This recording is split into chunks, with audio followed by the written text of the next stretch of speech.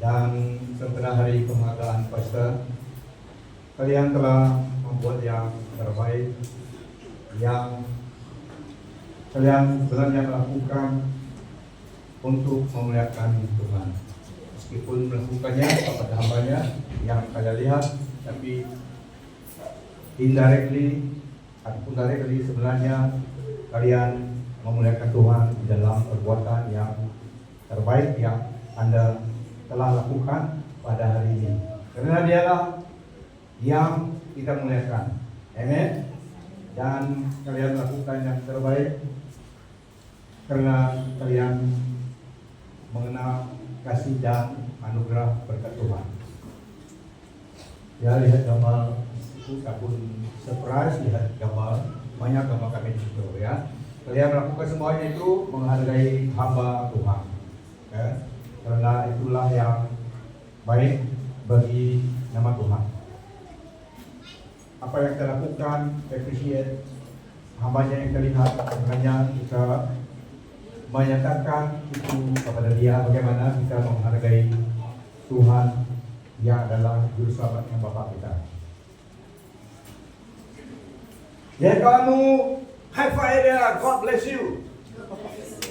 Kita berada di sini karena anugerah Tuhan ya. Hidup ini adalah kesempatan untuk mengenal Tuhan, melalui Tuhan dan menjadi berkat bagi orang lain. Supaya pada suatu hari kelak, at the end of the day, selesai tugas kita bukan saja masuk surga, kita juga menerima upah daripada tangan Tuhan. Inilah masa kita melakukan itu dalam hidup kita. Hidup ini adalah kesempatan. Dan sebenarnya hari penghargaan Paskah, kita lihat teks kita 3 Yohanes 1 ayat 1 sampai 4 dengan tajuk berkat Tuhan merangkumi setiap aspek kehidupan dan kesetiaan kepada kebenaran. Dalam 3 Yohanes 1 ayat 1 sampai 4.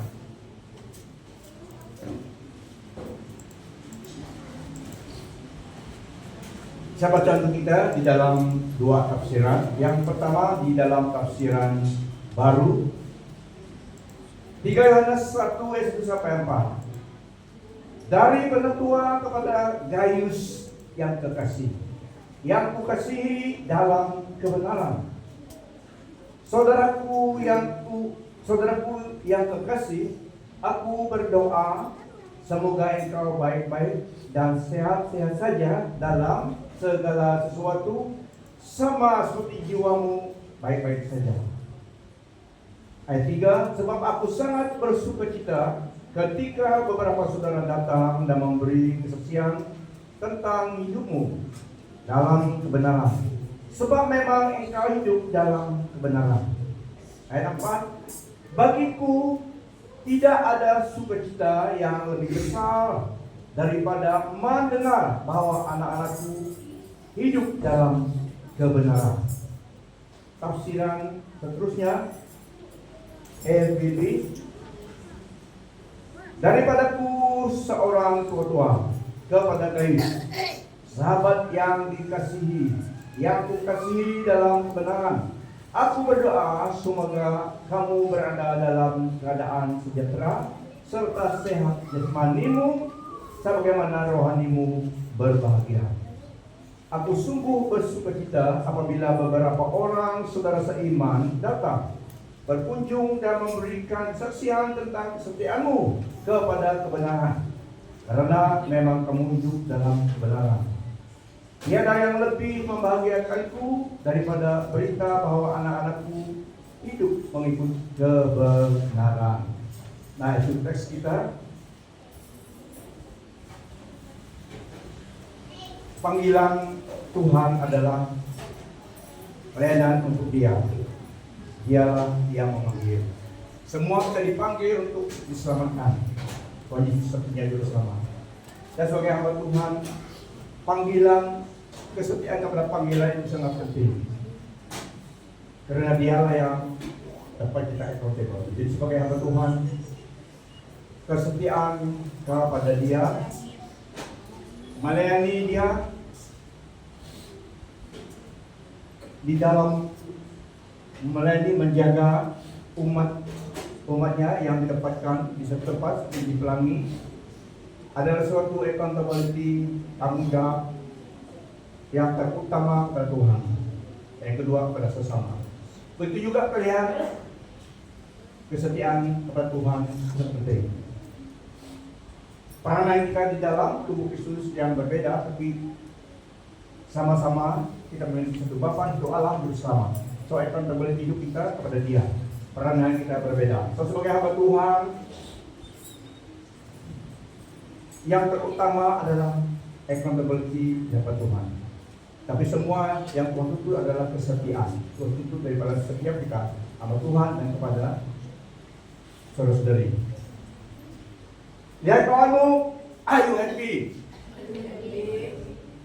Di dalam Kristus kita ada harapan. Ya, siapapun dari kita, di dalam Kristus kita menjadi satu keluarga. Satu keluarga. Identity adalah Kristus, ya, identity kita. Berbeda suku bangsa, tapi sama dalam Kristus, saudara-saudari dalam Kristus. Ya, so dalam teks ini, saudariku, ayat 1 tadi, daripadaku seorang tua kepada Gaius, sahabat yang dikasihi, yang kukasihi dalam kebenaran. So surat ini ditulis oleh Rasul Yohanes yang mengatakan dirinya sebagai tua ataupun elder, penetua, elder, dan spiritual father and leader kepada Gaius yang adalah orang percaya seperti kami dua kepada kalian.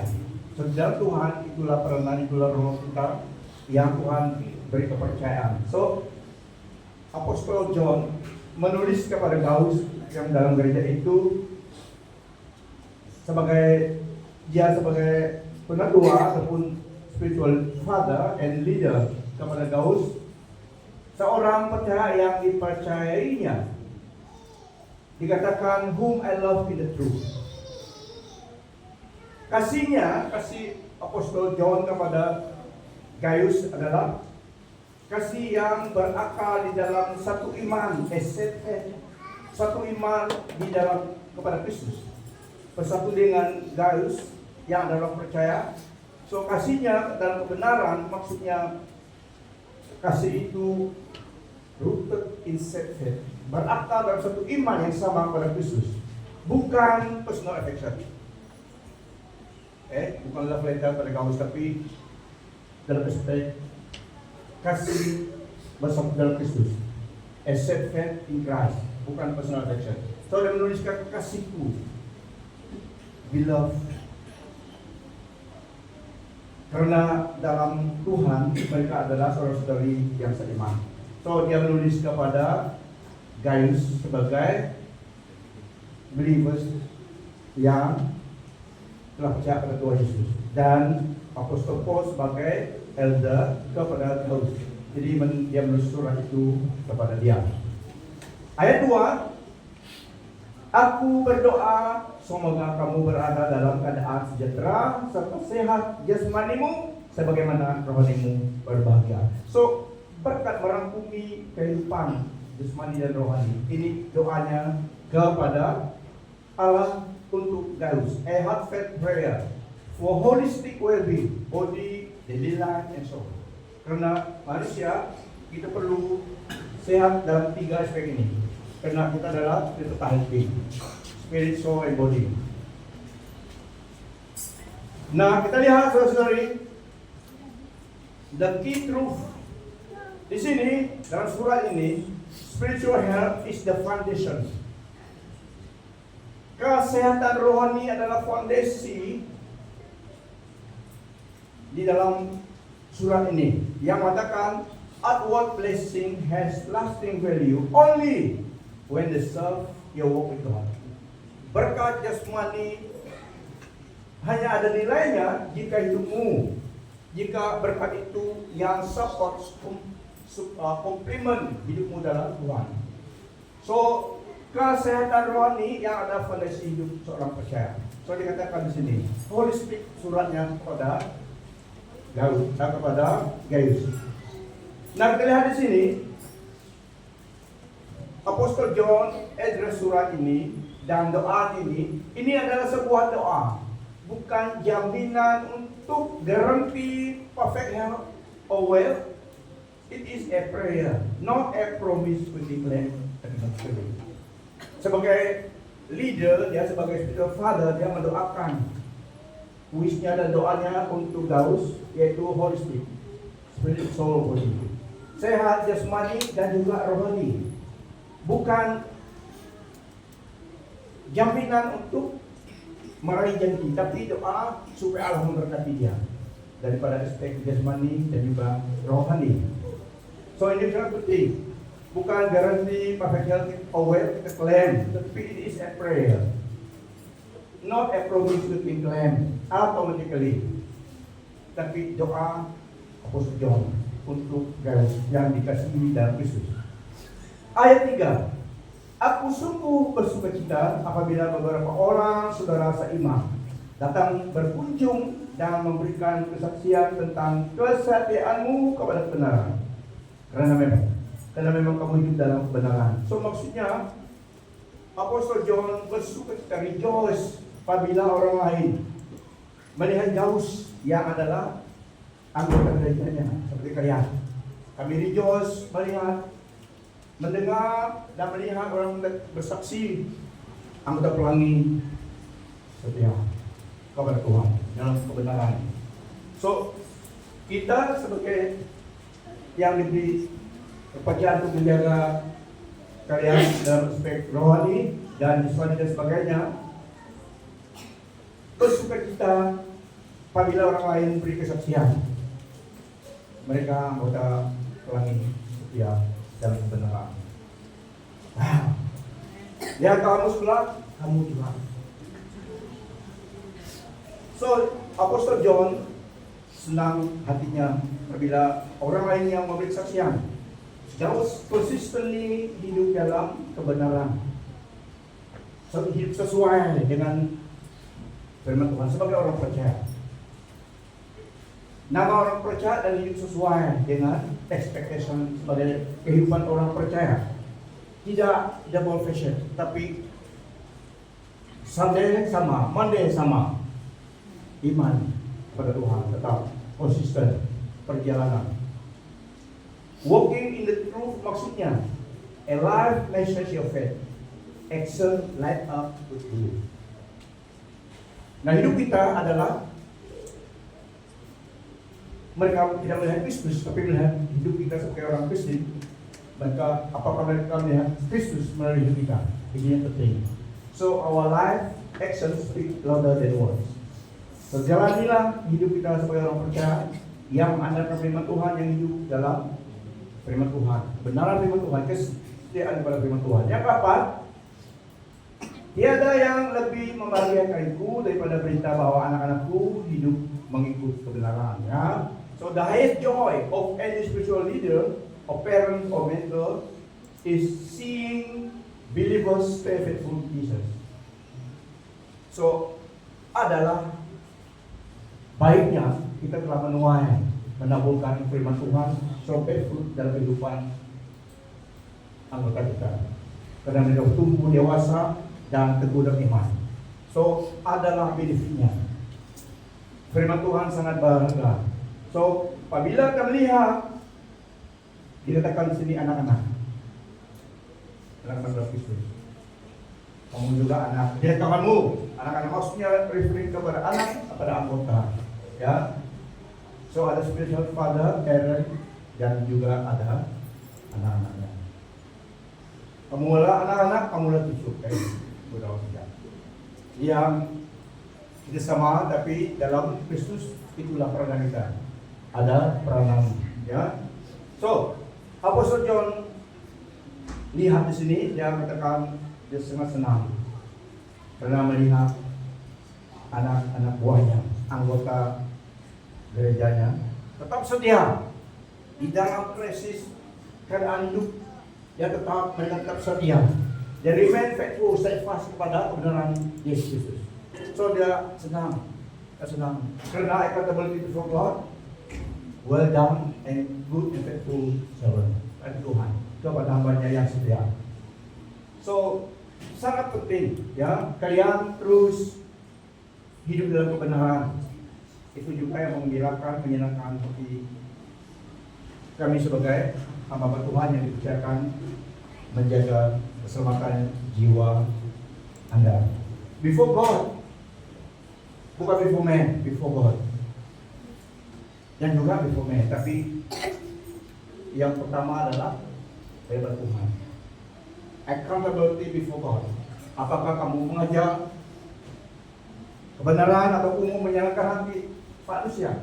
So, sangat penting accountability before God, mengajar kebenaran dan apa yang jemaat perlu from time to time daripada firman Tuhan. Membentuk, meneguhkan iman, menghibur, mendorong. Preach the whole counsel of God. Terkadang jemaat Tuhan tidak senang, tapi firman Tuhan karena itu yang menjadi keperluan. Sepertinya kalau domba itu nak pergi ke Arung, gembala ada kau itu supaya ada balik nih. Kalau tidak dibiarkan itu gembala yang berdonggak. 99 satu hilang dan saya ikut Yesus menjadi seorang hilang. So gembala yang baik harus accountability menjaga satu domba yang akan slip di bawah arung akan gunakan tongkat. So memang ada sedikit rasanya, tapi harus buat supaya selamat, ya. So itu gambarannya. Kesetiaan yang sangat penting, kesetiaan Tuhan kebenaran, meskipun peran kita berbeda. So spiritual faithfulness is the true measure of success. Saya ulangi, the key truth. Spiritual faithfulness is the true measure of success. Not status, not gift, or material gain. Nah, aplikasinya untuk kita secara pribadi mengutamakan kesehatan rohani kita. Ya, tanggung jawab pribadi. Pesta mengajar, memberi makanan rohani, tapi kita harus bertanggung jawab mengambilnya. Harus ada intinya. Ya, dan yang kedua, hidup consistently berdasarkan firman Tuhan. Yang ketiga,